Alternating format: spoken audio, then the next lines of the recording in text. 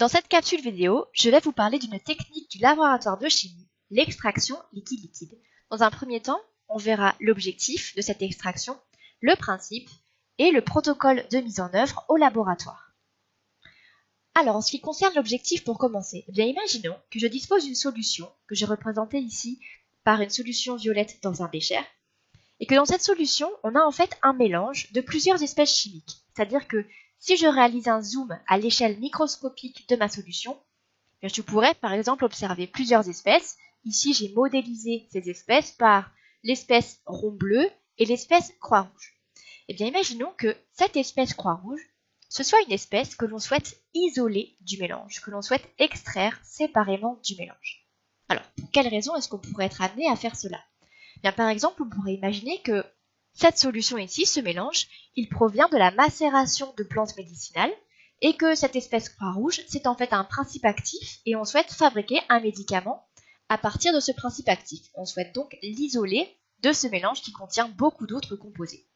On pourrait aussi imaginer que ce mélange correspond en fait à un milieu réactionnel, c'est-à-dire qu'on aurait cherché à synthétiser un médicament par des voies chimiques, et bien qu'à la fin de la réaction, on a effectivement synthétisé notre médicament, qui serait ici l'espèce croix rouge, mais qu'il reste des réactifs qui n'ont pas réagi, d'autres espèces qui sont présentes dans le milieu, dont on souhaite se débarrasser pour récupérer le médicament, le principe actif, le plus pur possible.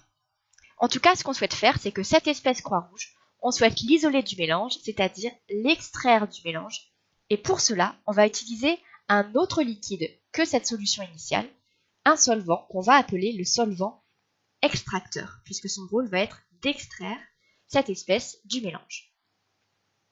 Pour ce qui est du principe, eh bien, je repars de mon bécher qui contient cette solution, ce mélange, avec les deux espèces rond bleu et croix rouge. On va utiliser un matériel de laboratoire particulier, c'est l'ampoule à décanter. Donc ça se présente effectivement sous la forme d'une ampoule, avec l'ouverture ici qu'on peut fermer par un bouchon, une partie assez ronde, une partie plutôt tubulaire, et ici en bas, un robinet. Le principe est donc le suivant, on va d'abord verser le mélange dans l'ampoule à décanter, donc cette solution qui contient à la fois l'espèce représentée par les ronds bleus et l'espèce représentée par les croix rouges qu'on va chercher à isoler et à extraire. On ajoute ensuite un certain volume de solvant extracteur qu'on va représenter ici par un liquide gris. Et une fois qu'on a fait ça, eh bien on va agiter très fortement et laisser décanter.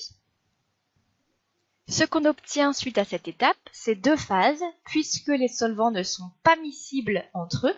On a la phase la plus dense en dessous et la moins dense au-dessus. Ici, j'ai représenté le solvant extracteur au-dessus, mais ce n'est pas une généralité, ça va vraiment dépendre des densités relatives entre le solvant initial et le solvant extracteur. On peut très bien avoir un solvant extracteur plus dense qui se retrouve en dessous. Et pendant cette étape d'agitation, eh bien en fait, l'espèce qu'on souhaitait isoler, elle a été transférée vers le solvant extracteur, car elle y est plus soluble. Et on a au final l'espèce représentée par les ronds bleus qui reste dans le solvant initial, et l'espèce avec les croix rouges qui est passée dans le solvant extracteur. On peut ensuite récupérer séparément ces deux phases. Il suffit de placer un bécher sous l'ampoule à décanter et d'ouvrir le robinet. On récupère dans un premier temps la phase la plus dense. Ici, il s'agit du solvant initial avec l'espèce rond bleu.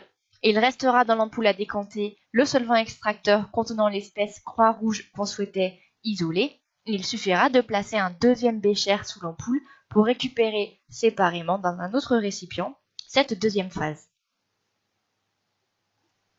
Et en ce qui concerne le protocole de mise en œuvre au laboratoire, je vous invite à regarder la vidéo suivante, sachant qu'il faut également préciser que la toute première étape du protocole sera d'analyser de manière très rigoureuse les conditions de sécurité dans lesquelles il faut travailler en fonction de la dangerosité des solvants et des produits qu'on va utiliser pendant cette manipulation.